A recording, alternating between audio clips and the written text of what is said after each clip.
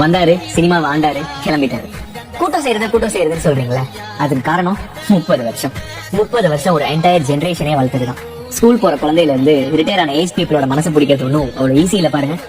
6 வயசுல இருந்து 60 வயசு வரைக்கும் எல்லாரும் உட்காந்து பார்க்க ஆரம்பிச்சிருவாங்க. எல்லாருக்கும் அவங்க மேல அவ்வளவு பாசம். இதுக்கப்புறம் அண்ணா மாதிரி ஒரு ஹீரோவை நம்ம மக்கள் வர்ஷிப் பண்ணுவாங்களான்னு தெரியல.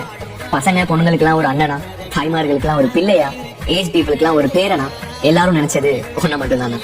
மனுஷன் சிங்கம் மாதிரி அப்படியே அந்த ஸ்கிரீன்ல வந்து நிக்கிற போல அந்த கண்ணு, அந்த நட, அந்த ஆரா, அவரோட டான்ஸ், ஃபைட்னு வர்றப்போ அந்த கூஸ் பம்ப்ஸ் இருக்கே, இனி நீ போயிட்டா என்னால அப்படி ஃபீல் பண்ண முடியுமான்னு தெரியலனா. அதனால சினிமாக்கு என்னதான் பண்ணல, ஒரு மனுஷன் இவ்வளவு எஃபர்ட்லெஸ்ஸா சாமியா டான்ஸ் ஆட முடியும்னு காட்டினதே நீ தானே. இப்ப வேணா எல்லாரும் வேற ஹீரோஸோட ஃபேன் ஆகிருக்கலாம். ஆனா சின்ன வயசுல எல்லாருமே அண்ணாவை ரசிக்காம இருந்திருக்கவே மாட்டாங்க. அவர் ஸ்கிரீன்ல வந்தாலே லாபம் தானே. அது பாக்ஸ் ஆபீஸா இருந்தாலும் சரி, ப்ரொடியூசரா இருந்தாலும் சரி, தியேட்டர் ஓனர்ஸா இருந்தாலும் சரி, நம்மள மாதிரி ஃபேன்ஸா இருந்தாலும் சரி.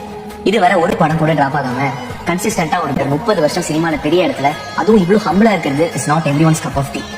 தீபாவளி ரிலீஸ், வாடிவாசல் திறந்ததுமே வருவான் பாருன்னு நீ வந்ததும் பிளாஸ்ட் ஆயிட்டானா. லைஃப்ல அந்த ஒரு மொமெண்ட் திருப்பி எனக்கு கிடைக்காது. நான் செத்தாலும் அதை மறக்கவும் மாட்டேன்.